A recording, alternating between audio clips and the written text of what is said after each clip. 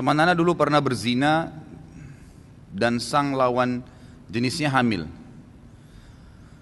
Karena keluarga akhwat meminta pertanggungjawaban, maka dimintalah sang ikhwan untuk menikahinya. Keduanya telah bertaubat dan mereka bingung apakah pernikahan mereka sah secara syar'i, karena mereka bertanya pada beberapa ustadz hubungan mereka sudah halal. Berikut dalil-dalil, namun mereka tidak yakin. Bagaimana menurut ustadz tentang dalil-dalil yang kuat? Saya pernah tanyakan sendiri ini ke beberapa masyaikh di Saudi, dan saya sampai dibacakan kitab oleh beliau, oleh syekh-syekh kita di Madinah sekarang yang masih mengajar. Ada salah satunya Syekh Al-Musharraf yang saya termasuk sering bersahabat sama beliau, konsultasi kadang-kadang. Dan beliau baru saja ini, baru beberapa waktu ini punya halaqah di Masjid Nabawi, karena memang beliau dianggap punya kapasitas gitu. Lalu saya tanya, bagaimana syekh hukumnya? Karena di Indonesia ini dijadikan sebagai senjata. Kalau ada seseorang suka, laki-laki suka perempuan, lalu kemudian tidak disetujui oleh orang tuanya, maka mereka hamil dulu. Sengaja buat tanda kutip kecelakaan itu supaya mereka dinikahkan. Pernikahannya sahkah? Maka beliau mengatakan, baik Khalid, untuk lebih jelasnya saya bilang, saya mau tolong antum datangkan kepada saya dalil-dalil terinci. Karena kalau hanya sekedar jawab boleh tidak boleh, mungkin saya juga bisa. Saya rasa antum lebih punya kapabilitas, punya kafaah untuk bisa membantu saya, maka tolong berikan saya jawaban. Beberapa hari kemudian dia telepon saya dari Madinah dan dia mengatakan kepada saya, Khalid, ini kitabnya. Saya datangkan dari beberapa kitab. Memang ada pendapat, ya sebagian mazhab mengatakan sah saja pernikahan itu. Sah saja pernikahan itu. Dan ini dipegangi oleh beberapa ulama fikih. Kalau tidak salah disebutkan ini adalah madhab ya Imam Malik dan Imam ya Syafi'i, yang mengatakan kalau sudah nikah dan itu memang pemilik sperma, sah saja nikahnya. Tetapi tetap disepakati anak dari hasil zina tidak dinisbatkan kepada sepemilik sperma walaupun pernikahannya sah. Tangkap ini ya. Kemudian beliau mengatakan, dan ada pendapat lain, dan saya pribadi saya katakan lebih cenderung dengan pendapat yang kedua, mengatakan pernikahannya tidak sah. Karena Nabi SAW melarang wanita yang hamil dinikahi dalam banyak hadis yang sahih, dan juga ya melarang didirikan hukum had kepada wanita yang sedang hamil. Memang itu ada hukum dalam syariat kita, gitu kan? Maka di sini sebagian ulama yang pendapat kedua mengatakan wanita yang hamil tidak boleh nikah sampai diletakkan. Karena ada hadis yang lain berbunyi apa? Tidak boleh seseorang, hadis Bukhari ya, tidak boleh seseorang di antara kalian menimpahkan benihnya di atas benih saudaranya. Kalau sudah terlanjur perempuan itu punya ya, hamil, maka enggak boleh laki-laki lain datang menikahi kemudian meletakkan benih baru. Tahukah antum apa hikmahnya masa iddah? Masa iddah itu selama 3 bulan, gitu kan? Itu masa pembersihan rahim. Dikhawatirkan mantan suami tadi masih punya sperma yang tertinggal, dan dalam masa 3 kali masa iddah itu, 3 kali masa haid, itu baru dianggap perempuan itu suci. Berarti tidak ada benih yang akan membuat dia hamil. Selama masih dalam masa iddah ini, subhanallah, salah satu dokter dari Amerika, orang Yahudi, masuk Islam berapa hari yang lalu karena penelitiannya tentang masalah iddah ini. Dan dia kagum sekali melihat ternyata Islam dengan rinci menyebutkan kalau masa iddah masih dianjurkan agar wanita yang bercerai dengan suaminya kembali dengan suaminya dan bukan laki-laki lain. Kalaupun mau nikah dengan laki-laki lain, maka dianjurkan setelah masa iddah agar tidak bercampur sperma itu. Larangan tercampurnya sperma, baik sperma itu masih dalam bentuk sperma kental atau dalam bentuk janin, gitu kan? Maka pendapat kedua mengatakan tidak boleh, karena ini perempuan sudah ada janinnya, ada sperma saudaranya di situ. Makanya dibiarkan dulu tuh lahir, suci setelah masa nifas, baru nikah.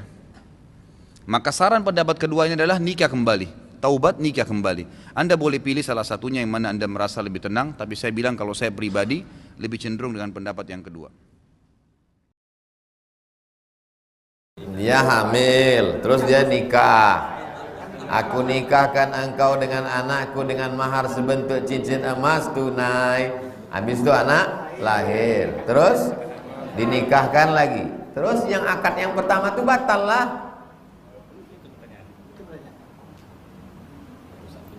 Batal lah akad yang pertama tadi. Untuk apa kau akad lagi? Kalau ada orang hamil, nikah dia, nikahnya menurut mazhab Syafi'i sah.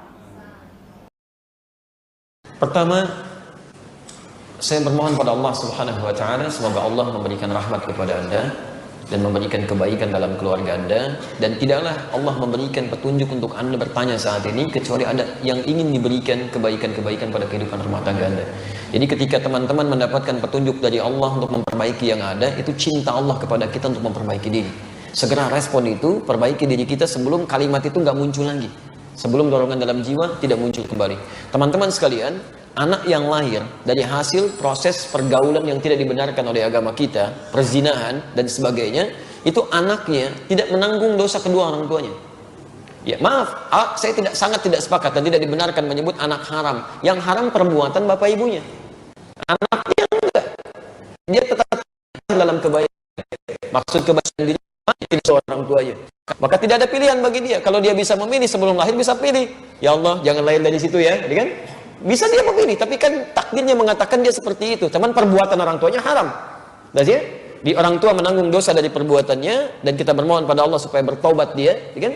Kemudian statusnya sekarang anaknya kemudian dinikahi atau menikah dengan orang lain, nasabnya yang benar dinasabkan kepada ibunya. Di bapaknya di sini tidak mendapatkan bagian dari nasabnya. Ya, misal saja fulanah dengan fulan lakukan perbuatan buruk. Lahir misalnya X ini nanti saat dinikahkan maka dibintikan, karena perempuan tadi kan, bintikan pada ibunya, binti pada ibunya. Dan jangan kaget dengan kalimat binti pada ibu, seperti bin pada ibu, itu nggak ada masalah. Bin pada ibu, bin itu anak laki-laki Pak, anak laki-laki. Ya bin, bukan yang lagi rame sekarang ya. Baik, bin itu anak laki-laki. Isa bin Maryam, Isa anak laki-lakinya Maryam. Jelas ya? Ya nggak ada yang salah di situ. Termasuk misalnya Aisyah binti Abu Bakar, Aisyah anak perempuannya Abu Bakar. Kalau pengen dinisbatkan pada ibunya, Aisyah misalnya binti, misal Ruqayyah, misal saja kan. Aisyah anak perempuannya Ruqayyah, misal. Ya, jelas di sini. Tapi jalur untuk bin dan binti itu disalurkan kepada bapak untuk generasi nasab terkait dengan waris di sini. Hanya dalam kondisi ini karena bapak diberi pelajaran oleh agama supaya tidak macam-macam, menganggap ringan hukum, maka sebagai pelajaran bin dan bintinya tidak dinasabkan pada bapaknya, tapi kepada ibu yang telah melahirkannya. Ya, sebagai gambaran bahwa perjuangan ini ibunya, kan? Walaupun keduanya berbuat dosa, nasab kepada bapak diberikan efek jerah. Nggak boleh kepada bapak, cuma kepada ibu saja. Walaupun nanti bapaknya di situ masih diperkenankan memberikan nafkah bagi anaknya dan seterusnya. Sekarang bagaimana status pernikahannya? Kalau tidak diketahui dengan binti ini, sepanjang jelas orangnya, jelas keadaannya, maka ma'fu anha pada dirinya. Ma'fu anha. Walaupun ada yang tasyaddud itu ketat, mengatakan akadnya mesti diulang, tapi tidak menggugurkan proses nikah sebelumnya. Ya, maksudnya dia tetap berjalan, hubungannya baik, dan hubungan suami istrinya dinilai sah secara hukum, karena dalam keadaan dia ma'fu anhu. Orang yang ma'fu anhu termaafkan karena tidak tahu hukum, maka termaafkan hukumnya. Dan dianggap diterima oleh Allah Subhanahu wa taala. Sekalipun akadnya mau diulang, misalnya diulang seketika, dibintikan misalnya kepada binti ibunya, maka akad yang diulang ini tidak menggugurkan status amal soleh keduanya dan tidak menjadikan amalan interaksi keduanya dalam berhubungan seksual dinilai sebagai amalan yang menyimpang. Tetap sah dia hukumnya.